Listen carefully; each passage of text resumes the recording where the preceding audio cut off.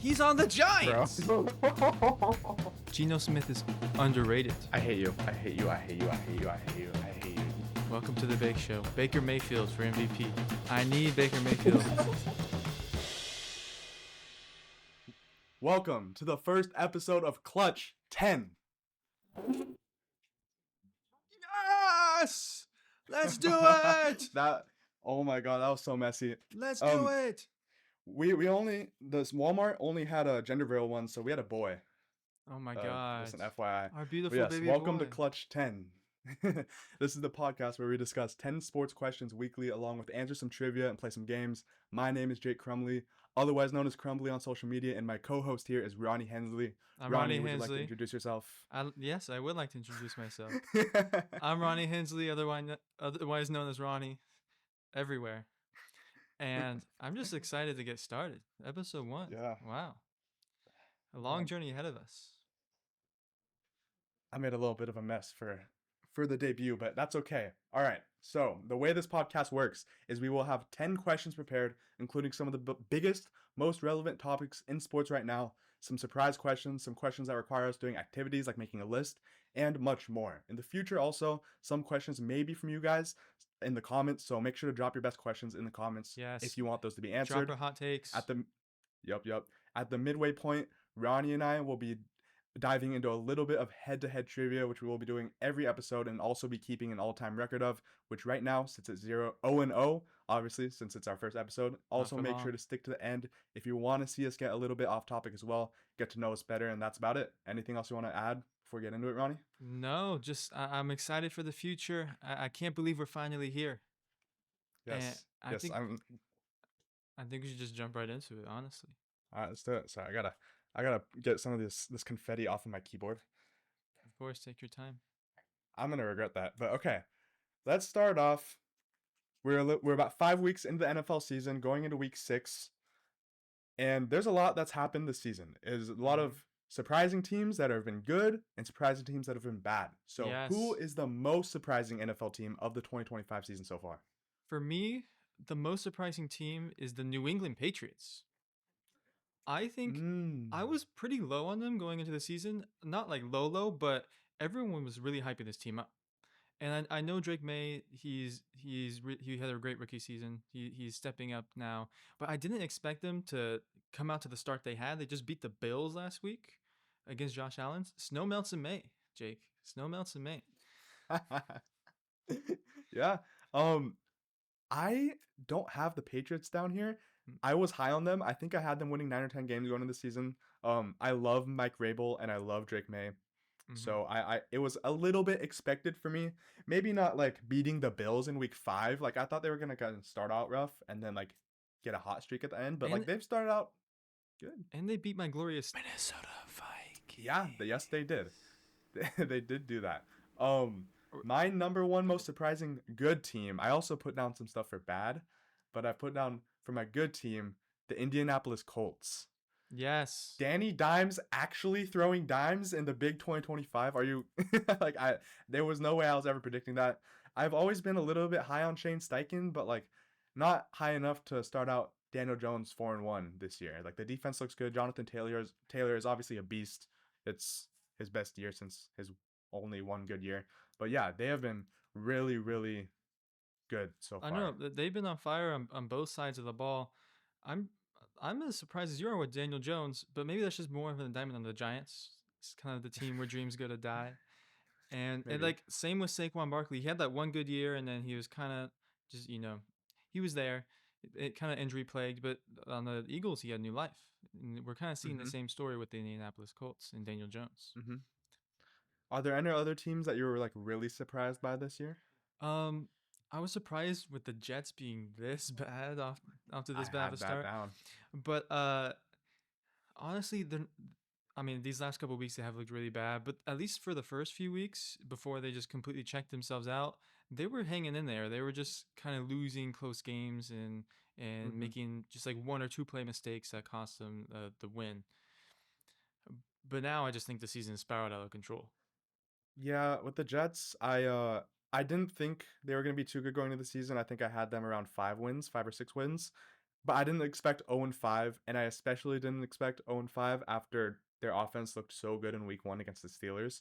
Mm-hmm. Um, I also really didn't expect their defense to look so bad.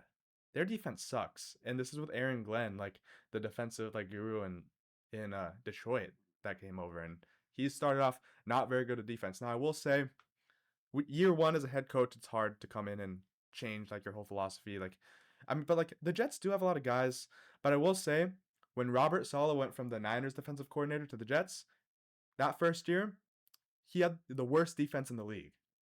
And I am as high on anyone as I am on Robert Saleh. I think he's one of the best defensive minds in the league. So Yeah, I'm not too love that worried for bald the head of like his. going forward, but it's just surprising to me. Yeah, very surprising. Just another one of those franchises where it's just nothing seems to go right. Uh, Yeah, Speaking of nothing going right, the Ravens this year, super surprising. Terrible that start. was my number one. Like it's crazy how bad of a start they've gone off to. Seems since that just choke in Buffalo, everything's just gone downhill. And I mean, you Yeah. could say it's the injuries, but to segue into question 2, we have another surprising team that's also injury plagued, but they don't seem to be having the same problems. So my question to you is 49ers are 4-1. How? How are they 4-1? I They're the don't, most injured bro. team in the league. Friendship, bro. Friendship.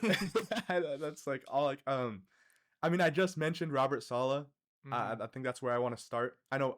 Well, I'll get to Mac Jones, but Robert Saleh is a defensive savior. He Yeah. creates good defenses wherever he goes, except for that one bad year in New York. But like this year, Actually, New 10th ranked Jersey. defense in But yeah, this year 10th ranked defense in EPA per play, despite being very injured, and like the defense is filled with first and second players or first and second year players. 2022 we had the 8th ranked defense. 2023 was third. But like it's the defense. I really do think that the defense is just locking down teams right now. They're not allowing teams to Yeah. hold on to the ball, and you can see that the Niners are, I think, 7th in possession rate so far. And I think a lot of that is because of the defense, because they don't have a run game and they don't have super high completion percentage. So Exactly. And I was thinking about the defining factor this year as compared to last year, because last year was the same thing. We were completely injured. The 49ers were completely injured. But we had a not so great season. Then we end up with like 6 wins, I think. it was 49ers. bad. Yeah, it was a It's bad bad. season. And I mean, we're having just as many injuries this year. It's deja vu. But yeah, I think you're right. Robert Saleh is kind of that thread that's holding the defensive side of the ball together, even losing guys like Nick Bosa. People are still competing. And on offense, Shanahan's scheme is just so incredible. You can just plug and play Mac Jones when Brock Purdy's Mm-hmm. out, and throw so many yards to Kendrick Bourne. Sorry, I was thinking about Yeah, I Kendrick Bourne. guess so. How is Yeah, Kendrick I Bourne? mean, I don't know, bro. Maybe that's the most surprising thing. Kendrick Bourne going for what was it? 10 receptions, 120 yards or something like that. Yeah, it was crazy. Yeah. Yeah, no, I can't give Mac Jones enough flowers to like give him credit of like how good he's done so far. But I do want to like chill on him a little bit. I had a friend text me after the Rams game asking if Mac Jones is a top 20 quarterback in the league. and, and I was like, well, slow down a little bit. I think Mac Jones is like a starting level quarterback in this league in the right system. And Yeah, I also in have a lot of in people one saying, system, yeah, in the yeah. Shanahan And system. for sure. And I think that a lot of people are starting to question if Mac Jones is better than Brock Purdy. I would strongly say no, but what I would say is Mac Jones does play the perfect style of Kyle Shanahan football. Yeah, It's like Mac it's Jones is it's just super obedient. Mac Jones is just Brock Purdy reskinned. They're the Yeah, same quarterback. If you it's put Mac Mac Jones. Jones, if you put Jones in Purdy's jersey, and I wouldn't have known the difference. It just take away Purdy's quads and his running ability. Yeah, I mean, because Purdy can create a little bit more, a lot more than Mac Jones. Mac is pretty running through quicksand in the pocket, but I really do think that Mac Jones is like, I mean, there were the whole reasons for the Niners drafting Mac Jones with the third overall pick over Trey Lance was like those were real. Those were for a reason. It's because Mac Jones does exactly what Kyle Shanahan wants you to do. He doesn't want you to go out and do too much. He wants you to trust the system. He wants you to make reads and just hate your guys. And that's hmm really all you need in Kyle Shanahan's system which is probably the best system in all of football. Yeah, you can plug and play everyone, every position, running back, Yeah. wide receiver, quarterback. Yeah. Even what's that the tight end's name that's kind of balling out right now? Jake Tongas, he's Yeah, crazy. Tongas is going crazy. I could go Tongas is out there genuinely like really good and have 100 yards. Yeah, maybe, bro. Maybe. I mean, I guess Kendrick Bourne just did it, and he's out here topping out like 16 miles per hour. So, Yeah. but I mean, yeah, I think the craziest thing too, aside from the injuries for the Niners, is the way that they're winning. Um, Typically for Shanahan, it's a lot. It's the West Coast scheme. It's like a lot of deep balls and just bullying in the trenches, just with the run game. But the Niners are dead last in the league in yards per carry right now. Christian McCaffrey has had no run game at all. He definitely has taken a step back rushing, although he's definitely grown as a receiver. But it's like this is very different because Mac Jones is hitting all three levels of the field rather than us just West Coast gunslinging it and pounding the ground with the ball. Like it's a bit different, but it's working. So yeah, it really is. I think we yeah. should move on to our next question. Yes. If you'd like to present it. Yeah. So speaking of the Niners Rams game last week, Puka Nacua showed out even though the Rams lost. And I am someone that is very, very high on Puka. So my question is, where do we rank Puka Nacua among NFL wide receivers? I mean, I'm gonna have to be honest with you. He's definitely top 5, possibly even top 3. We have the obvious choices. We have Jamar Chase, Jettis, Yeah. and then it gets a little foggy from there. Like, who are we putting at number 3 that we can safely, confidently say is over Puka Nacua? Nobody, and I would even go so far as to say that I think Puka Nacua is on the same level as Jamar and Justin, and then it's everyone else. I think Mm-hmm. he's in that top 3 conversation, and then there's the gap. Yeah, I have to agree with you. I mean, already this season, he's leading in receptions. He's leading in Yep. receiving yards. Yep. He's on pace for almost 2,000 yards receiving. He's on break to pass the receiving yards record by 40 and the receptions record by like 25, 20, 27. It's Crazy, crazy. like just Yeah, crazy numbers. we might even see another triple crown out of another Rams Maybe receiver. he needs to get those touchdowns up, but yeah, maybe. Yeah. But this is not just Puka. I think this is Matthew Stafford giving him every opportunity he can. I Mm-hmm. mean, Stafford's having not to spoil anything down the line, but he's having kind of an MVP year so far, 5 weeks into the season. At this age, Matthew too. Stafford. Yeah, I don't want to get into it either, but Matthew Stafford can make every single throw on the football field, and as long as Puka has an inch of separation, the ball's right in his chest. Yeah. Is what it seems like. I mean, yeah, like he literally has no weaknesses. I don't think you can point out a single thing in his game and say like he's not that good at that. Like he's elite at everything. Route running, after the catch, he has great hands, great release, great at the catch point. Like he's all around like perfect. Yeah. Yeah. They both are. Stafford and Puka. Yeah. I think you can't talk about Puka without Stafford, and you can't talk about Stafford without Puka in 2025. Their connection is insane. Yeah, I agree. And to some of you, that might be a hot take, going with Puka in the top 3, and then having a bit of a gap. But if you think that's a hot take, get ready for this, because now we have our hot take section. What are our biggest hot takes? So the way this is going to work, if you guys have seen, I'm forgetting the name of the podcast now. There's we a did podcast. It first. Yeah, we did not do it first. I want to give him credit. There's a podcast. I'm forgetting the name. I love the podcast. I only watch the TikTok clips, but they do like movies, a lot of Marvel and the superhero stuff. But they exchange their hot takes. They go back and forth, and they say the hot take, like alternating, but they cannot explain their reasoning at all until one of us breaks. So basically, one of us is going to start with a hot take. So say Ronnie starts, I'm going to hear it. Either I really want to hear that reasoning, or I'm going to pivot to my hot take, and we'll go back and forth until one of us breaks. Okay. Do you want me You to go start first? out? I don't know how hot these takes are, but I try to be as honest as possible. I didn't just try and reach for something crazy. Yeah, we 100% believe in these hot takes. I 100% Like, believe. Okay. there is no BS here. We fully are bought into these, okay? Number one. Yeah. The Steelers are making the Super Bowl this year. Bro. Bro. I thought we were supposed to start out more tame and then get odder and odder. That is tame. That is tame. Okay, no, I know you don't believe in that. You I want know me you to don't explain believe in that. myself already? No, you shouldn't have to explain yourself. Okay. I believe with my chest that No. it's happening. If there's any No. year, it's this year. No. Am I explaining? Does this count as me explaining? Go, do your hot take. Okay. Aaron Rodgers won an MVP in the last 4 years. Shut up, bro. All right. I'm not even gonna entertain your hot take there. You already did. Geno Smith has regressed into a bottom 6 starting quarterback in the NFL. I actually had Geno Smith one myself. Geno Smith is underrated. Okay, a little bit on the opposite side of the spectrum here. Interesting. Mm-hmm. Do we want to turn this into a Geno Smith debate? We can. Or do you want to move on to your, or was that your second hot take? That was my second hot take. Are we doing 5 or 6? I put 6 down. I had 5, but we're just stopping whenever we want to. All right.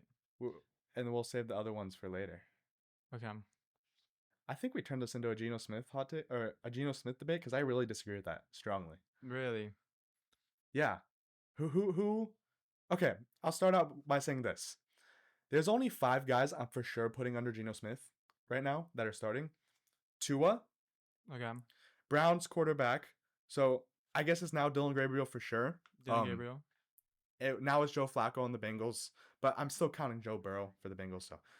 So Tua, Dylan Gabriel, Jackson Dart, Michael Penix Jr., and then whoever's starting for the Vikings, whether it's Wentz or McCarthy. Okay. Here's my argument. If Spencer Rattler was on the Raiders with that O-line, you think he would be doing well? You think if Mac Jones was on the Raiders, he would be doing well? Geno Smith is just a product of his team. He has nothing around him. I mean, yeah, sure he has Brock Bowers, but that's where it ends. How are you gonna expect Geno to perform at the level that I know he's capable of, that I've seen with the Seahawks? Don't disrespect Jacoby Myers. Do not disrespect Jacoby Myers. I started disrespecting Jacoby Myers as soon as he threw that ball backwards. No. When he was on the Patriots. No, don't. No, he's a good receiver. He's a solid second option. No, there's clearly something wrong with his brain. It's not Geno Smith's problem. Okay, all right. It's not Geno's fault. I know we're supposed to stop, but I kind of want to hear some of your more hot takes if we're done with the Geno Smith discussion. I need to get one more point across. His offensive line was basically as bad on the Seahawks for years, and we saw what he could do. And I've never been super duper high on DK. I think he's a good receiver, but I've never been super duper high. And then JSN just popped out, and Lockett's kind of been like Jacoby Myers tier for years now. Mm-hmm. And Geno has just totally regressed. And I've always liked him because he is, despite having 0 time in the pocket, he is still aggressive downfield, especially in the red zone. But at this point, it's just too reckless. He's too aggressive downfield. He's always pushing it, even though he shouldn't some of the times. He's pushing it on his own side of the field, which shouldn't be happening. He has 9 interceptions through 5 weeks. 9! It's the scheme, man. You put Geno in Shanahan's offense? No. After him is Jake Browning with 8, who's just he's not starting level. Then there's Joe Flacco with 6, okay, barely starting level. After that, nobody else in the NFL has 4. So out of all the other starting level quarterbacks, he has over double the rest of them. I'm telling you, it's a Raiders issue. It's not a Geno issue. No, it's not. The Raiders are not a perfect system. They're his first year in the Raiders. He was not playing like this on the Seahawks. Because he's regressed. He's regressed because of his team.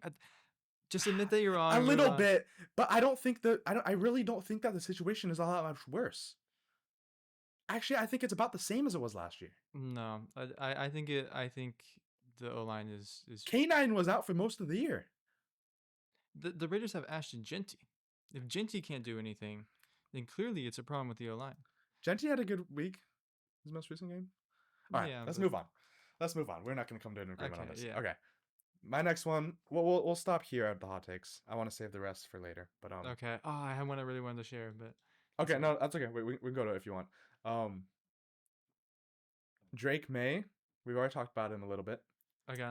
Drake May is already a top 10 quarterback in the NFL, and I hate the Patriots. Who are you putting Drake May over? Let's get the.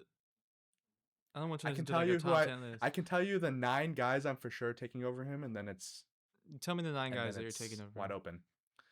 Josh Allen, Joe Burrow, Lamar Jackson, Patrick Mahomes, Matthew Stafford, Justin Herbert, Jalen Hurts, Jaden Daniels, Dak Prescott. I'd probably put Jared Goff over Drake May. I think Drake May could do what Goff is doing and even better.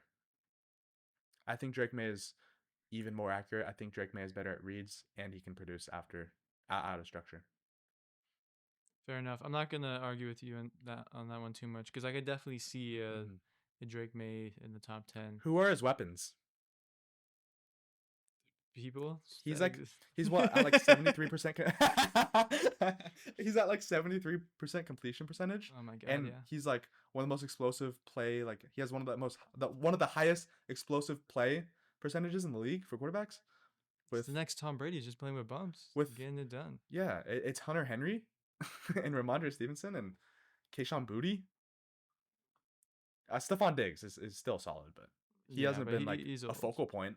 Yeah. Stephon Diggs is in like the Julio Jones arc of his career where he's kind of falling off a cliff. Yeah. All right, my final hot take. Yeah. I just want to throw this one out there. Mm-hmm. The most overrated player in all of football is Myles Garrett. I hate you. I hate you. I hate you. I hate you. I hate you. I hate you. This is so Steelers fan coded. It is, but let me explain myself. When you think about the top players in the league, they clearly separate themselves from the others, like a Jamar Chase or a Josh Allen, Lamar Jackson. What is Myles Garrett doing to separate himself? He has 3 offensive linemen on him every play. So does TJ Watt. So does Nick Bosa. So does Aiden Hutchinson. No. Before Aiden Hutchinson went and died last season. Oh my god. And Nick Bosa died this season. Oh my god. All these stars. Cam Hayward. Nick Bosa is. I'm gonna be real. Well, first of all, Nick Bosa is out for the year. Second of all, Nick Bosa. I'm not as. I think he's regressed a tiny little bit as a pass rusher, even though I do think he's still like very, very elite. Okay. And then Aiden Hutchinson, that whole D line is like solid, like they're not like terrible. Myles Garrett is straight bums. Name another player on the Browns defensive line. I can't, but that doesn't mean he's not overrated. I disagree because that Browns defense has almost all no names on it except for like Denzel Ward, and like their secondary is all right. Myles Garrett makes that defense. They held the Packers to 13 points because of Myles Garrett, not because of anybody else. Strictly because of Myles Garrett. I mean, I don't think it's strictly because of Myles Garrett. I genuinely think he's the closest dominance we've had to Aaron Donald outside of Aaron Donald in the past 5 years. What has he been so dominant in? Every single aspect of the game. Every single one. The year he won Defensive Player of the Year, he didn't even have the most sacks in the league. TJ Watt did. Because everybody knows he is. Everybody knows he is like by far the best like defensive player in the league. Like all the focus goes to him every single game. As an offensive coordinator, you're going up against the Browns next week. It's 5 days of Myles Garrett film. I think it's the same way with the TJ Watts and Aiden Hutchinsons of the world. Well, yeah, obviously those like top guys are all going to be like that, but I don't know. I just think that makes me mad. My point is the gap between Garrett and the rest is smaller than most people would care to say. Okay, I mean, I guess that's not crazy, but I think he's very good. That's all I'll say. Okay, let's move on. Let's move on. Let's move on before I get angrier. Yeah.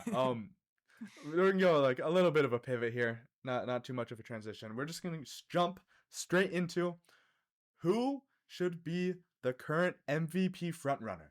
Mm-hmm. Well, we already talked about this guy, Matthew Stafford. Mm-hmm. He's got to get a name. Mm. Just super accurate passer, veteran, kind of in the Mm-hmm. late stage Tom Brady of his career. He just doesn't really make Mm. mistakes. He's seen it all, especially in Yeah. 2025.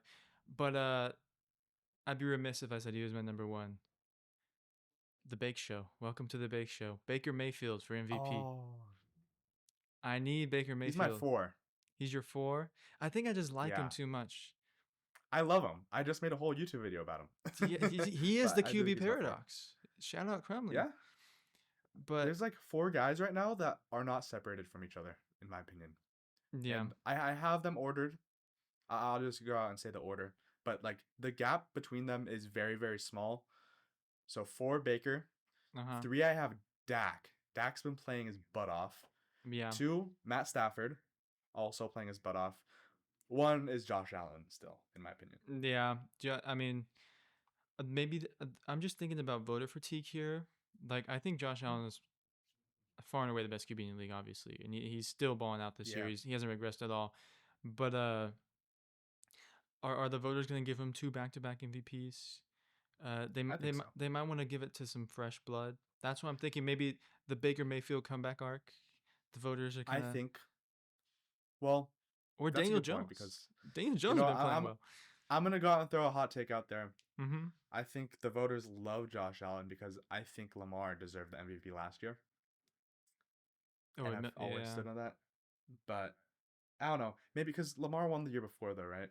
Yeah, that's what I'm saying. It's the voter So fatigue. maybe. Like the year I think Aaron Rodgers won an MVP, even though it should have been Tom Brady. The voters just got sick of him winning everything. I guess. We need some fresh blood. I know. But Josh Allen is doing nothing wrong on the football field right now outside of like apparently lubing the ball up before the game for all of his receivers to drop catches. I don't know about this. Lubegate is a thing? No. Just the Bills couldn't catch last night against the Patriots. Like it was really bad. Or sorry, they couldn't catch and they kept fumbling is what it was. They kind of threw that game away with turnovers, but yeah, Josh Allen is my number 1, doing everything right. Highest completion percentage of his career, and he's also keeping the turnovers still pretty low. And they're the 3rd highest scoring team in the league without really any sort of stacked cast or stacked system. It's just the system is Josh Allen. It's just been that way for a while. I mean, yeah. Ever since Stephon Diggs left, it felt like nothing changed. It's just Josh Allen. Yeah. I do want to shout out my 3rd guy though, Dak Prescott. This dude is putting the team on the back right now. Bald freak. Something about him. I don't like yeah. him. Yeah. The defense isn't good. And the offense is banged up. There's no CeeDee Lamb, and the offensive line is banged up. And at the same time, they're the offense with the most yards per game in the NFL. And Dak is just slinging it. He has the 2nd highest aggressiveness rate, and he has the most passing yards in all of football right now. Yeah. He is a very aggressive QB. I'll give him that. But I don't like I love it. I don't like his bald head. Should we move on? Yeah. What time is it, Ronnie? It's trivia time! Oh my god! Oh my god!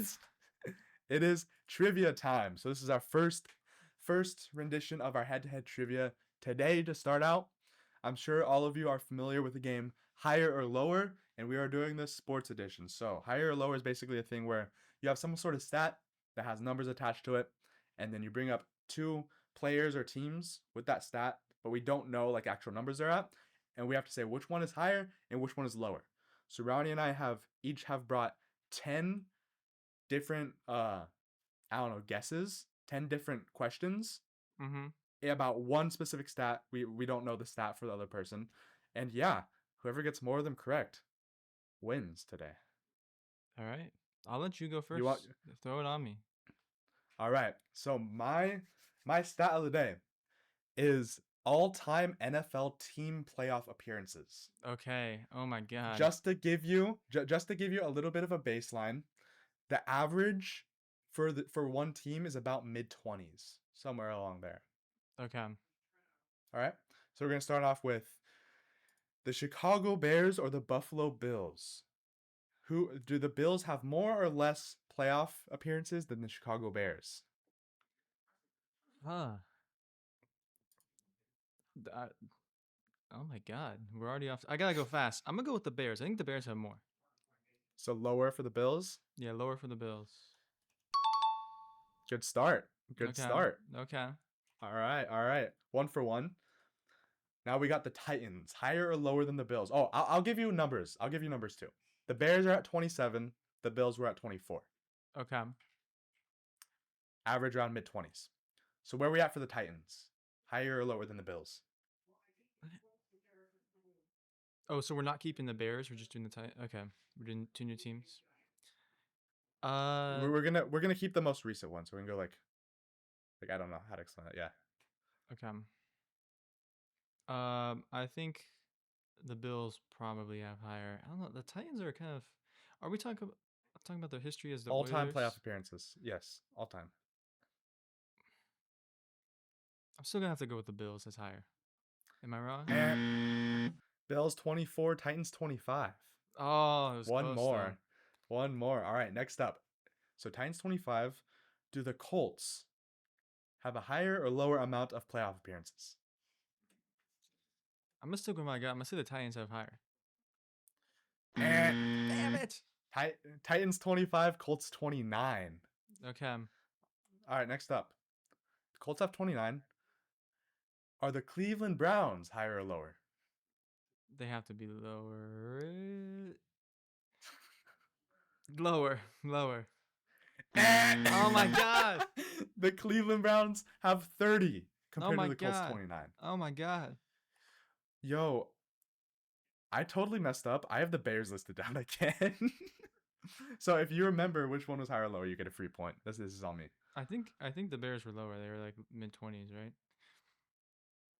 Or am I chopped? No, you're correct. You're correct. Don't worry. I Bears messed were up lower. too. They're at You'll see. 27. Bears were at 27. Okay. All right. Next up, the Bengals. Are the Bengals higher or lower? I'm gonna go lower. Lower than the Bears. Lower? That's correct. They are lower by 11. They only have 16. They're a newer franchise. Yeah, they're newer. All right. So the Bengals at 16. Are the 49ers higher or lower? Higher. Yeah. They're up at 30. Then we go to the Baltimore Ravens. Are the Baltimore Ravens higher or lower? I'm gonna go lower than the Niners. Yeah. They have the same amount as the Bengals. Okay. So they're way down there. Then we have the New York Jets. Are the New York Jets higher or lower? Ravens were at 16, by the way. Lower than the Ravens.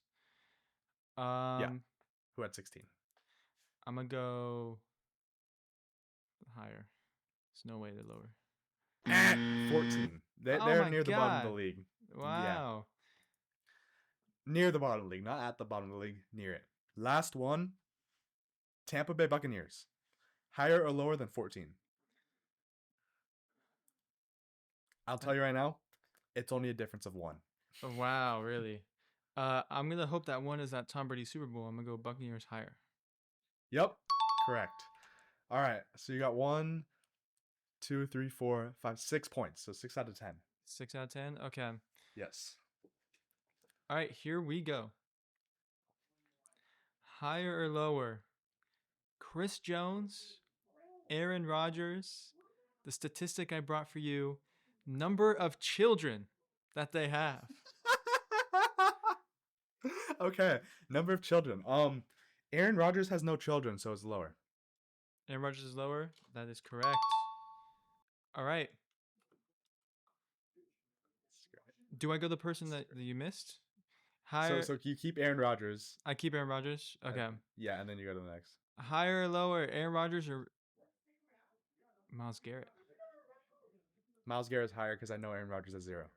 Okay, now we're gonna get rid of Aaron Rodgers. Okay. Higher or lower? Myles Garrett or Hunter Henry? Oh. Hunter Henry feels like a Mormon guy that has like 8 kids. Give me Hunter Henry. Wow.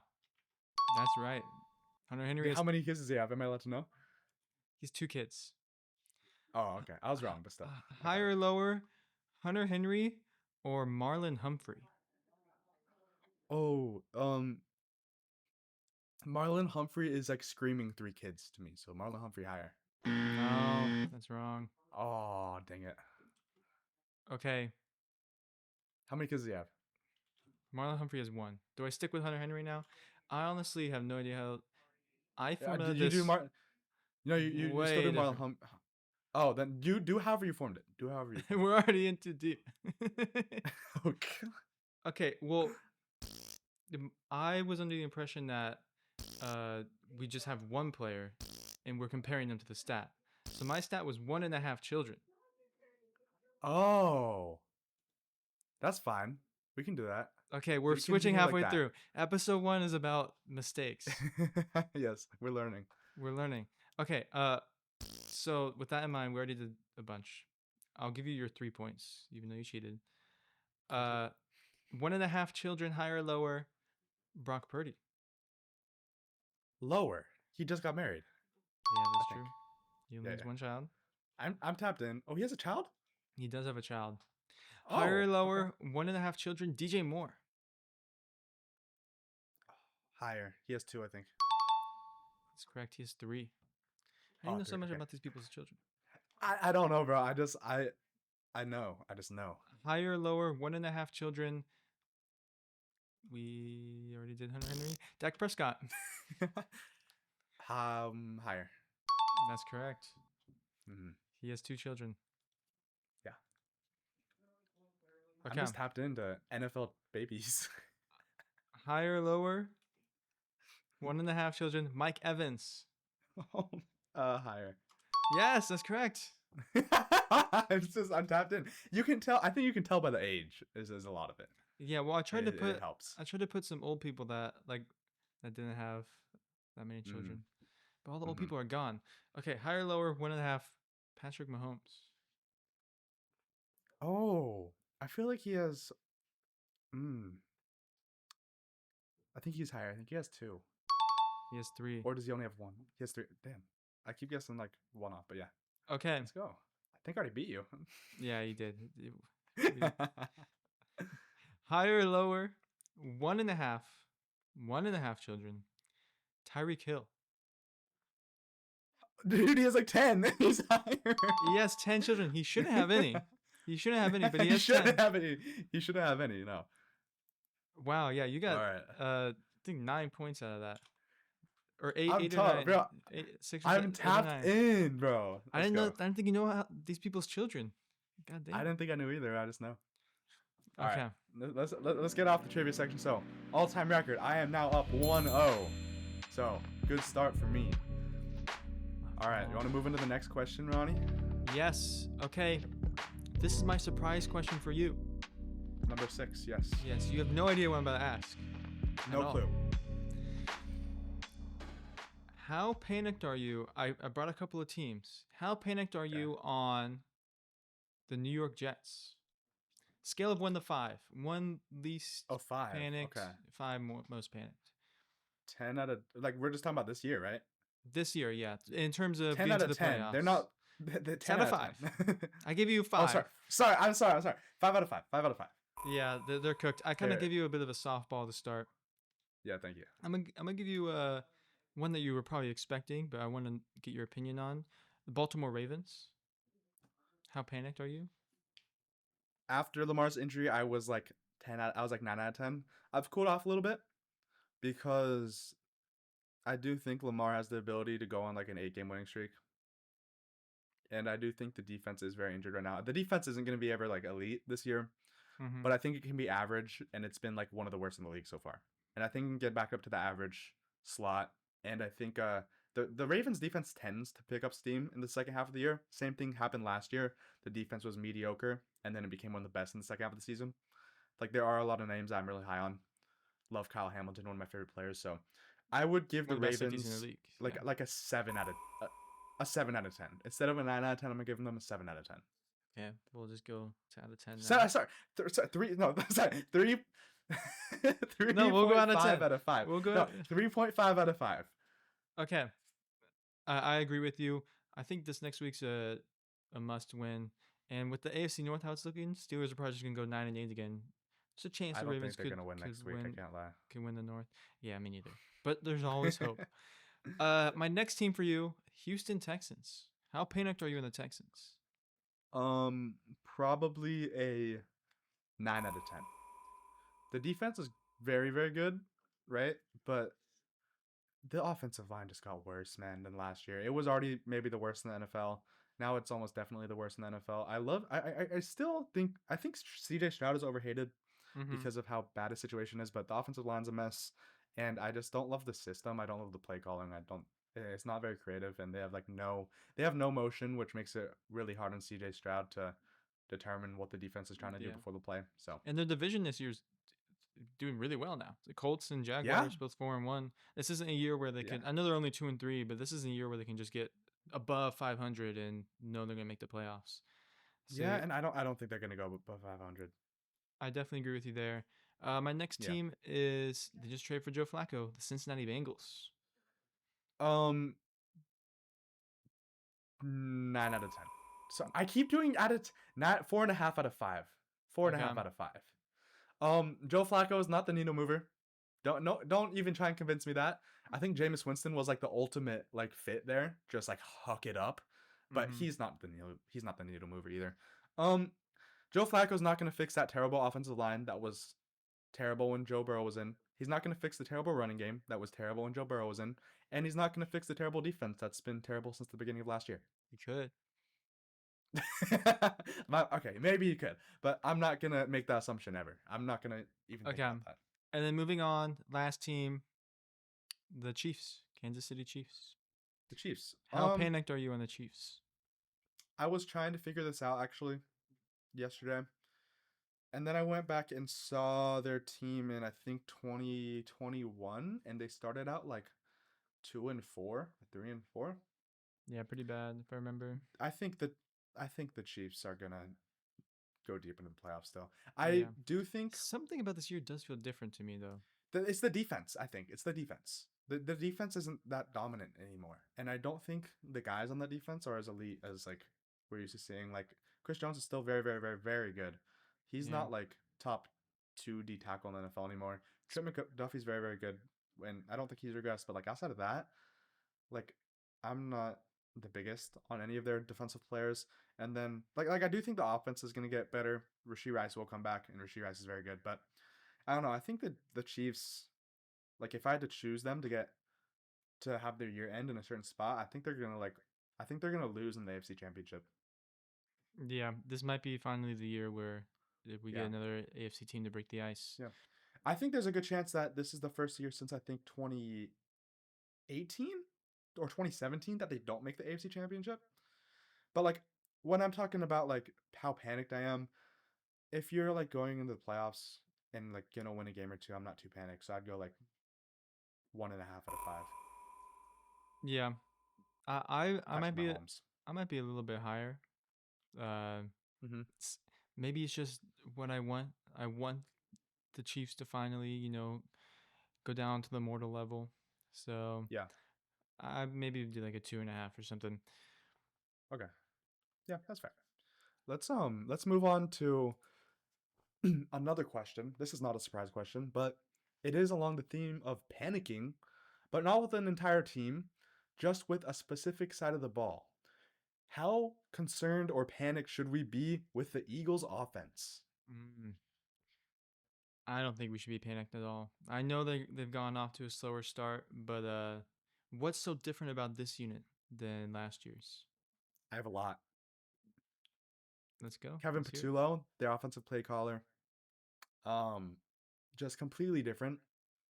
And I don't think that I think the system changing is enough for like the personnel not mattering as much for consistency. I do think they're gonna get better, and like I almost know for a fact they're gonna get better, but I don't think they're gonna be like elite like they were last year. It just the offense seems like a little bit of a mess. They completely abandoned the run last week. Saquon had 6 carries. That's crazy. I know the Broncos defense is good. Their run defense is good.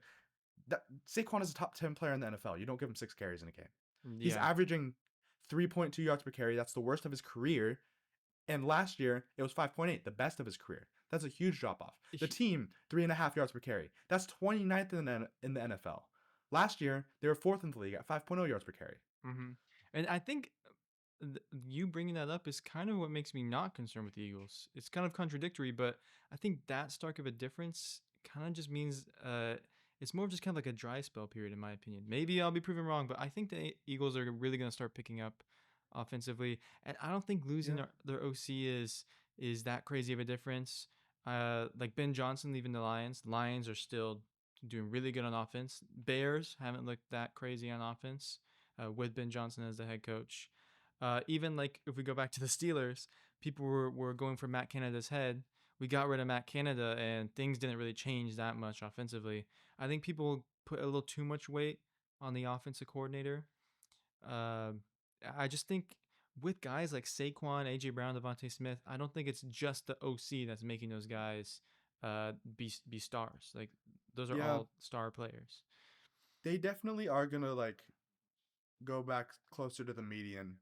Like they're gonna get better, but I don't think it's gonna be that 5 yards per carry like last year. Like they're 18th in EPA per play right now. They were sixth last year. I think there's like I don't think they're gonna get back to that borderline top five level. Yeah, maybe not top five, but I don't think it'd be a concern. Yeah, I think the I mean Eagles are just fine on their own. I mean, they're already as just one loss. as a team, I think the defense may be even better. Like I'm not concerned with them as a team at all. Like I do think they're a Super Bowl contender, but I don't think they are like such an elite Super Bowl contender like they were last year. Fair enough. But you never know. I mean, Chiefs make the Super Bowl every year. Their Yeah, teams yeah, are not the best. Usually it's yeah, just one or two yeah. guys. In this case, it can still be Saquon. I know they're off to a rough But start, but but but that's Patrick Mahomes versus Jalen Hurts. I I will say think that. I think this is a we're bringing the hot take back from the hot take section because I didn't get to talk about this one. I think Jalen Hurts will win an MVP in his career. Oh At no. some point in his Oh career, he's no. gonna win MVP. We don't have to talk about it. We can talk I about it don't next want to talk week. about that. I don't want to talk about how But stupid that is. All right. I think it I will asked the happen. surprise question last question, or you asked the surprise question last question. Now it's my Mm-hmm. turn. You, So you have not heard this question yet. no, It's a not at pretty all. easy question though. It's will slash when will Mike McDaniel's get fired? Mm, I think it could be as early as next week if the Dolphins drop to 1-5. Yeah, and then they're going against the Chargers. I think it could never happen. Uh, I think yes, he's on the hot seat. Yes, the Dolphins are off to a really bad start, but things just weren't really going their way since last season in terms of like quarterback play. It's kind of more of an indictment on Tua. I think they're more likely to get rid of Tua than to have Mike McDaniel just leave the building. I love Mike McDaniel. I think he's one of the best play callers in the league. But it just puts him in a hard position, and you see good like guys get fired all the time, Brian Flores. like Brian Flores, Patriots head coach now, Mike Vrabel. Yeah. Um, but I don't know if he's like he just doesn't seem like a leader. Yeah, he's lost the locker room a little bit. But I just Yeah, when they're winning, he's so charismatic, and I yeah, think he can bring the Dolphins to a winning season as early as 2026. Maybe there's no yeah. hope for them here, but uh, this is I don't think this season should be an indictment on Mike Daniel. Maybe it's just what I want. I want Mike Daniel to stick around. I think he's Yeah, an overall net positive for the Dolphins. yeah, I think they just really need to, change their personnel. yeah. But I mean, realistically, if they lose next week, a week after, they start off 1-7. I could see him leaving. But then again, Ron I th- Rivera stuck with the Commanders for however many years, just pumping out mediocre seasons. So you never know. Panthers. No, when he was on the Commanders. Why am Oh, okay. Sorry. Yes. Oh, I mean, I guess he kind of did that with the Panthers, although he got fired. Okay. Well, I think my take on McDaniel's is that if he gets fired this season, it's gonna happen if they lose to the Browns in Week 7 or the Falcons in Week 8. Yeah, definitely if they lose to one of those teams that they should be beating. Yeah, yeah. All right. Let's move on to the last two questions of this podcast. They're going to be along the similar theme with rookies. So, who are the best and worst non-quarterback rookies this year? And Uh, just more of a discussion. Who do we like and who do we hate? First guy that comes to mind, Emeka Egbuka. Just Yeah. Absolutely doing amazing. The rookie skill class this year pretty good. I mean, I know Yeah. Amari Hampton just got injured, but before that, he was doing pretty good on the Chargers. Same with Ted McMillan. He's not having Mm-hmm. a bad season on the Panthers at all. But the guy that stands out to me is Mika Buka. Mm-hmm. Just he Yeah, instantly looking he's like really a good. star player. You Yeah. know, he has the highest passer rating when targeted in the league this year, 145.3. Wow. That's crazy for a rookie. 5 games into the season. Another guy that I want to point out that has been a bit of a standout on offense, and it's a guy that I wasn't all that high on going into the year. Tyler Warren on the Colts.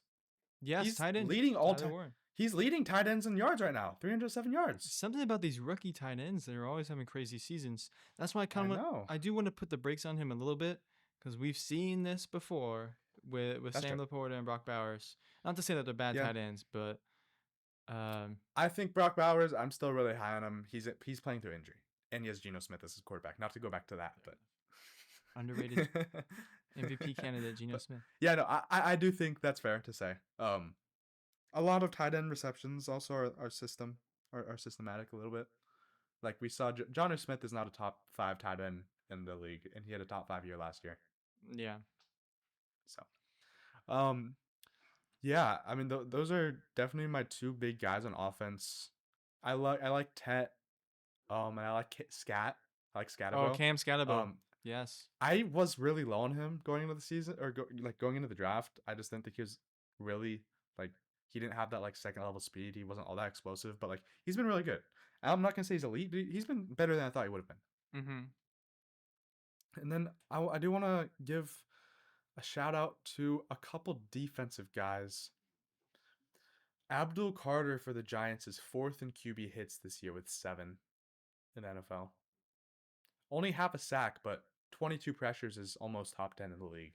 Yeah, I mean So he was a crazy prospect going in the draft. yeah, yep, He's just living up to it.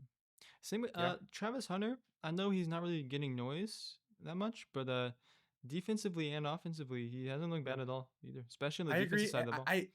I hate that every Instagram post I see about Travis Hunter is just his snap count, not actually how good he's doing. It's always his snap count, or I think I've seen every single reception on him. He's only allowed like I think 7 receptions this year. I've seen every single one on Instagram.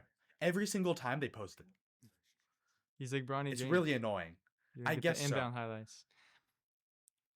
But It's yeah, pissing me off. But he's been like, I think it's an understatement to say he's been like insane. Like I know he's not necessarily elite at either side of the ball yet, but he's playing two sides of the football at a quality level. at NFL level, yeah, Yeah. it's crazy. Mm-hmm. And I think people needed to temper their expectations a little bit. I think they expected him to out here and like clamp everybody and then go out and like get 100 receiving yards every week. That's not going to happen. He's only going to get like 40% of the ball on like offense and then like 30% on defense. Like it's not going to. Yeah, and he But hasn't yeah. made any crazy mistakes. I haven't seen a Yeah. low light of Travis Hunter yet this season. He's Mm-hmm. been doing pretty good. Also, quick shout outs to a couple more defensive guys. Jahad Campbell for the Eagles has been really good. He's been really good next to Zach Bond. And then for the Niners, Michael Williams, his pass rushing stats don't blow you off the pay or they don't blow you away, but he's been really, really good against the run. I'll say that. And then do you have anybody that you thought has kind of been not looking so great to start the season? Well, the problem is a lot of the bad rookies are just gonna be rotting on the bench. But I'm Yeah. thinking about my fantasy team, the people rotting on my fantasy bench. First off, have to give a shout out to Steelers running back Caleb Johnson for losing a running back battle with Kenneth Gainwell and Jalen Yeah. Warren. And then I want to give a he's shout out third string. to Trey Harris, who's getting overshadowed by Quentin Johnson on the Chargers. Quentin Johnson's that guy. Quentin Johnson's that guy now. Trey Harris, Yes. he's just done nothing. Those are the Yeah. two people I thought of. I don't like what I've seen from Jackson Dart. I mean, I actually made a video saying game. that like I made a TikTok video saying that his debut wasn't bad, and it wasn't. But now we're 2 games in, and it's very, very early. I'm not ruling out Jackson Dart to be a good quarterback in the NFL at all. But Jackson Dart has shown me a lot of negatives with his arm. He's quick, he's shifty, but I think the Chargers going into that debut game were unprepared. Even though they knew Jackson Dart was going to start, they still seemed unprepared, and they kind of just let him run all over him. And then you saw last week, like, he went against a prepared defense, and they kind of just got shut down. And I think that, like, nothing about his passing game, like, is super is like too positive to me. Nothing really. I just think with Jackson Dart is we just haven't had a large enough sample size. Yeah, Like at the end of the season, for I sure. probably tend to agree with you, but we really haven't had that many games with him. For sure, only 2 games, so I don't want to jump the gun. It's just the 2 games have done very little to impress me. Okay, I think we should move on to the clutch call. We made it. Question number 10. So the clutch call is something we will be doing at the end of every podcast. It is the last question, number 10. And what it is basically a question where Ronnie and I have to collaborate to come to an agreement. So whether it's just a general question and we have to agree on that question, or it's like make a list and we have to agree on the ordering of that list. This week it's a list. So can we rank all the young quarterbacks in the league based on how promising they are? And when I say young quarterbacks, it's strictly first and second year QBs. So let me go through the people that are like eligible for this. So Cam Ward, Jackson Dart, Caleb Williams, Drake May, Bo Nix, Michael Penix Jr., JJ McCarthy, Spencer Rattler, and Jaden Daniels. So all the starters. So that's 9 guys. I think it might be easier to start with the top of the list, the best, the most. Oh, you want to start? Okay, let's do the top. Let's see that. First guy that I can just think of, Jaden Daniels. Yeah. I don't even think we need to discuss this. Like, he just took his team to the NFC Championship. Yeah. Number 2, definitely a bit more of a conversation. Okay. What are you not for thinking? Me. Really, not for you? I think it's Drake May by a mile. I think there's a big gap between Drake May and a guy like Caleb Williams. Really? Oh, okay. Sorry, I was thinking in terms of right now. Yes, there's a big gap. In terms of like potential and how promising they are, not so big. But I think I would give Drake May that edge right now. Okay. Well, what do you think about that? I think it's close. It's definitely closer between Williams and Drake May in terms of potential. Even I think Williams is a very easy 3. Even Bo Nix, I think, is kind of up here in potential. He isn't having the best season so far, but from what we've seen from him, he has potential.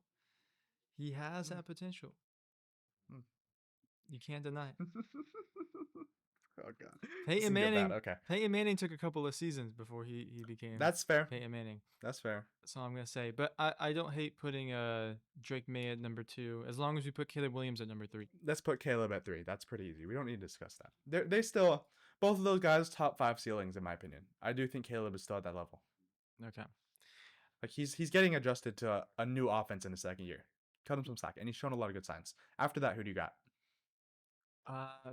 Probably. I'd probably go Bo Nix here.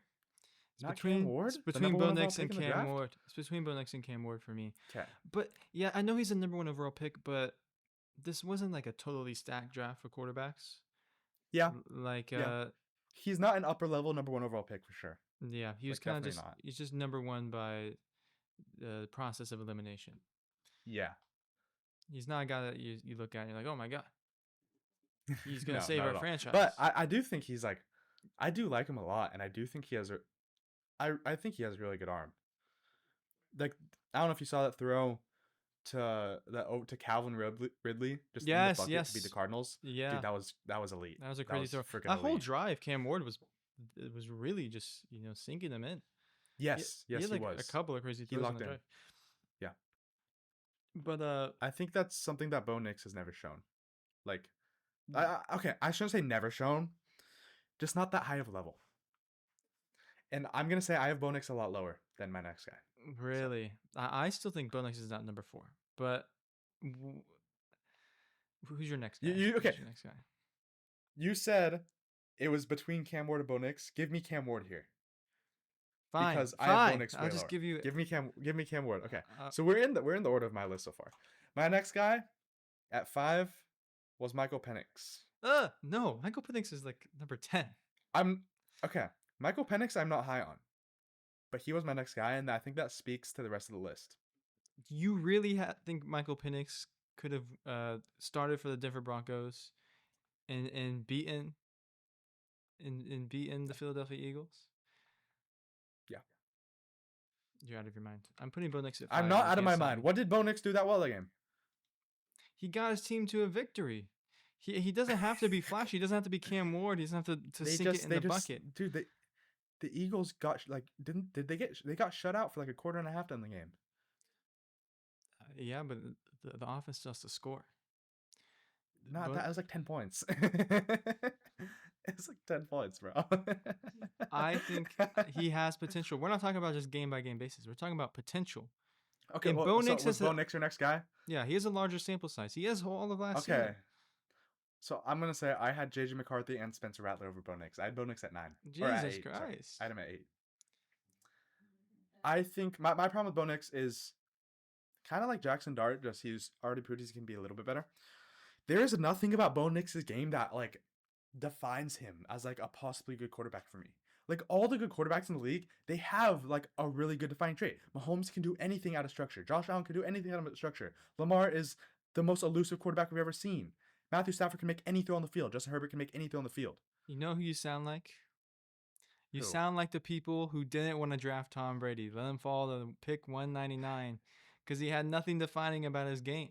He doesn't need to have anything defining about his game. He just needs to be a well-rounded guy that understands the system. He was like the most going into the draft, yeah, but he also like was like the most accurate quarterback in the league. I think Bo Nix has the potential to grow as a QB. Okay, no. Okay, here's my problem with that.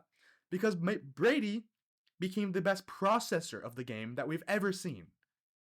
Because he had the potential. He had the potential to become. No. Okay, Bo Nix, no. Maybe he isn't. No. Brady was never bad at that, though. From the minute he stepped in, he was elite. Bo Nix sees his first read, looks at them until he's sacked or runs out of the pocket, and then does nothing. He doesn't process the game at all. It's not that he can go from being a bad game processor to a good game processor. He isn't a game processor. He doesn't process it. That's where you're wrong. Okay. We're putting Bo Nix at number 5. That white boy can play. Fine. Yeah.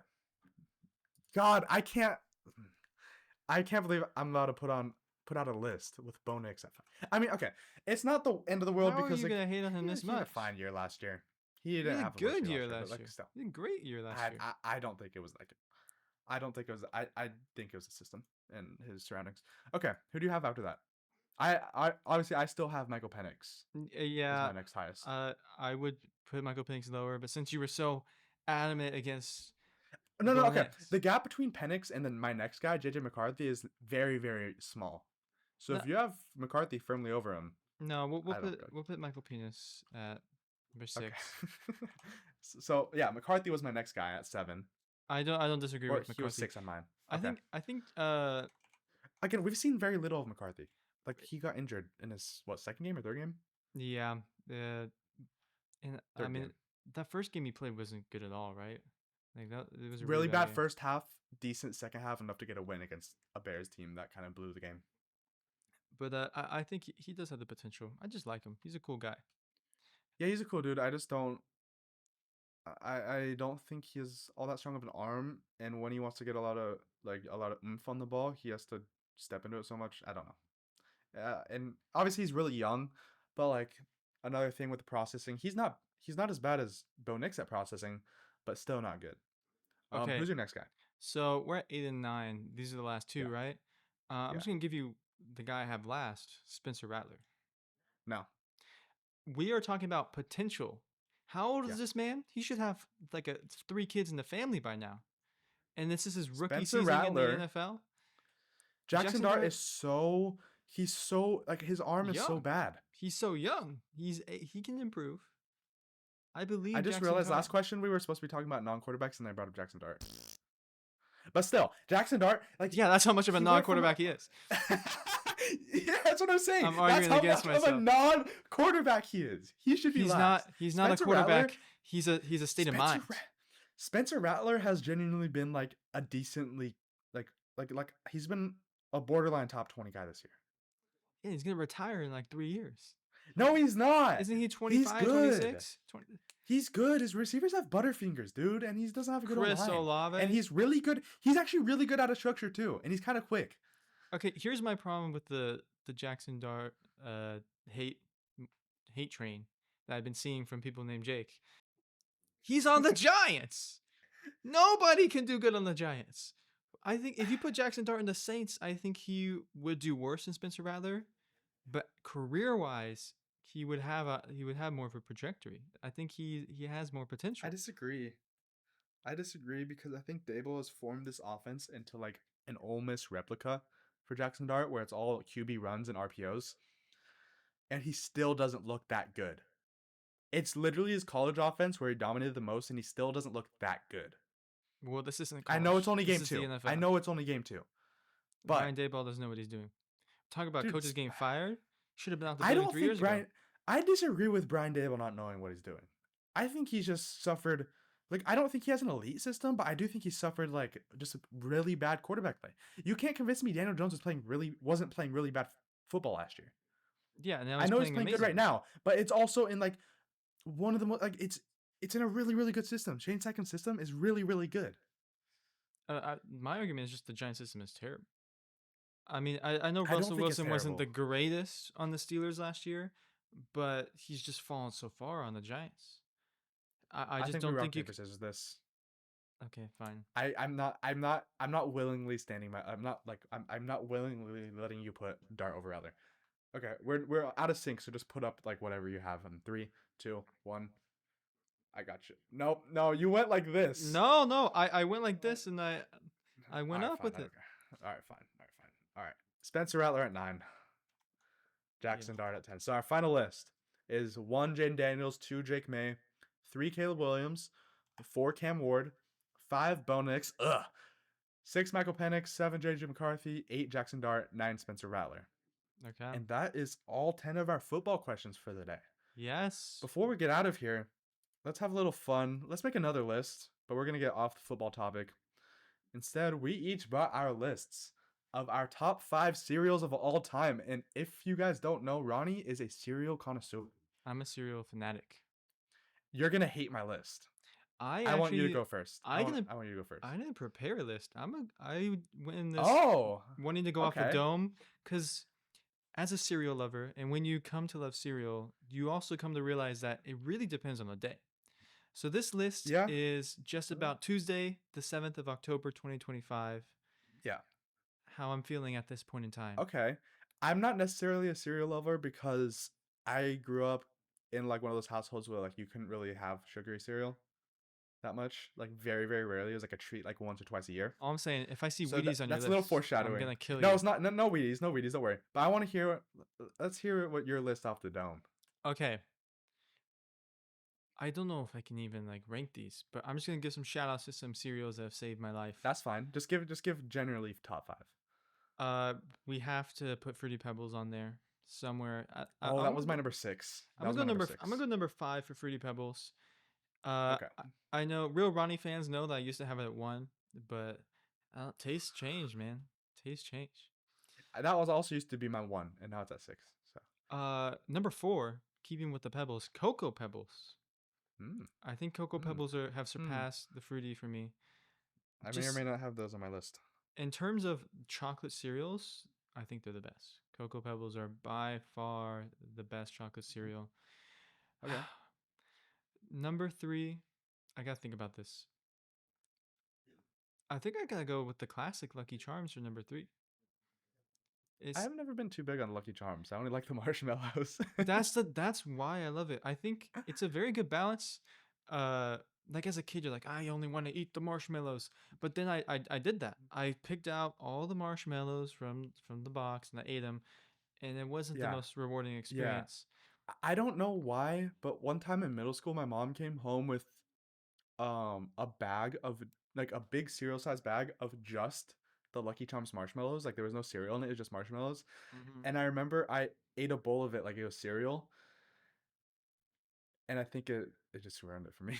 Yeah, It's so that's sweet, why. bro. Shout out to the are they the charms? Is that what the grain Those are the part of it? charms. Yeah, Shout those out are to the the charms charms. because they make the marshmallows amazing. Without the charms, the marshmallows would be nothing. Number Oh, two, oh no, oh, okay. I think the charms are the marshmallows. whatever the little things are, the Okay, little whatever, whatever, grain. whatever. Let's hear number two.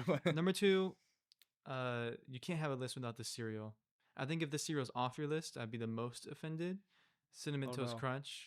Okay, yeah, it's on my list. Cinnamon Toast Crunch is just really emerged over this last couple decades as the one of the most Yeah, definitive cereals.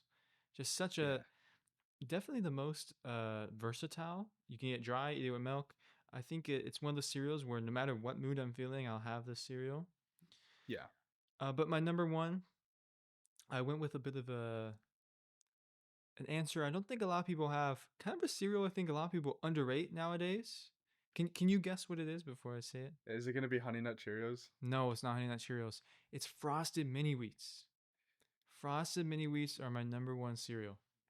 I had mixed feelings about those growing up because it was like when my dad did bring home sugary cereal, it was that, but it wasn't sugary. It was like only kind of sugary. Like it didn't Exactly. fully fulfill my sugar tooth, That's which I kind really would have wanted at that time. that's kind of why I love it. It makes you feel less fat when you're eating it. Like Okay. a Yeah. part of you is like, "Oh, it's not that bad."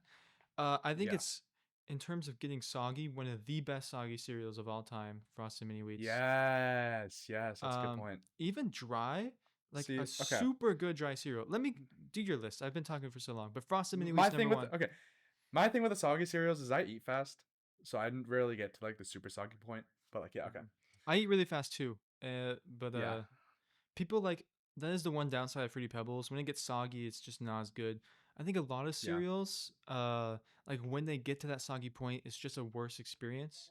But for me, yeah. Frosted Mini Wheats, the experience is either the same or maybe even better when I it gets think it's soggy. better. I can Yeah. agree with that. Okay, my list number 5 is one that my dad would bring home sometimes. Like I think he brought home like maybe like 5 times max in my childhood. But Reese's Puffs, Okay. Reese's Puffs, Reese's Puffs. I loved it. I think it was the commercials that made me love it so much. That's one of my least eaten cereals. So I have that one lower. Interesting. I think I'd always see the commercials and be like, "Dad, can you get that? Dad, can you get that?" And then sometimes I'd annoy him enough to get to like to bring it home. Um, then we're so I already explained how like I was kind of an anti-sugar household growing up. Yeah. Not anti-sugar, but like, I wasn't getting gushers or fruit roll-ups and all that stuff, Yeah. or like the super. But number 4 is one that you're gonna hate me for this, probably. Special K fruit and yogurt. Mm. That was my sugary cereal growing up, bro. The little raisins that were yogurt covered. Oh my god, those are I don't awesome, I bro. don't hate that at all. Number one, I love Really? yogurt colored raisins. Number two, there is really an art when it comes to like the subtly sweet cereals. Yes. One that I'm thinking of right now is Kix. They had like this Yes, slight Kix is vanilla. fire. It's not on my list, but Kix is fire. Kix is Yes. fire. So I don't hate that at Kix all. is a Kix is also great to just like munch on like dry. Yeah. Okay, number 3. You might not have ever heard this one Okay. because you only find it in Trader Joe's. Peanut butter puffins. I think it's Trader Peanut Joe's. butter puffins. Wow. Dude, peanut butter puffins. I'm gonna get so much hate for this. Peanut butter puffins are actually elite, bro. Number That three was the cereal of all sweetest. time. That was the sweetest cereal I got on a consistent basis growing up, and it was Wow. amazing. Let And me it was kind of like, let me look this up.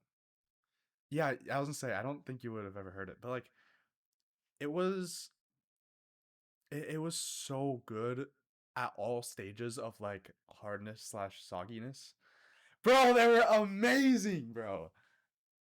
They were actually amazing. They just look like Captain Crunch ripoffs. Is that what they were? No. Well, the peanut butter ones, no. They were bigger and the texture was a little bit different because Captain Crunch is a little bit harder. Peanut butter puffins like kind of like softened up a little bit more. Okay. But let's move on. Number 2, I'm just going mine 2 and 1 quick. Number 2, cinnamon toast crunch. We already discussed that. Number 1, cocoa pebbles.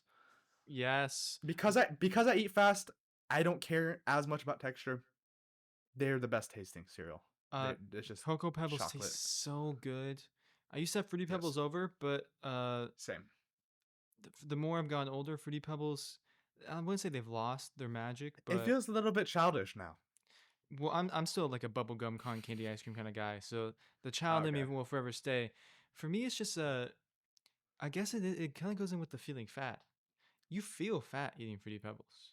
Like you feel like you're gaining weight with every bite. At least Cocoa Pebbles is like you're a bubblegum ice cream guy? yes, the bubblegum ice cream with the little bubblegum bits inside the ice cream. Oh, so amazing. Interesting. I'm a Blue Monster guy. Blue Monster. It's just the blue ice cream with the Blue Monster. Yes, bro. I'm a Blue Monster. And like I went to Handles with Priscilla, my girlfriend's family once, and I had Blue Monster and then made my mouth blue, and then I got so much crap for it from her dad. No, that's God, awesome. that was a terrible experience. I haven't ordered Blue Monster since. But yeah, I think that's it. So those are our lists for cereal.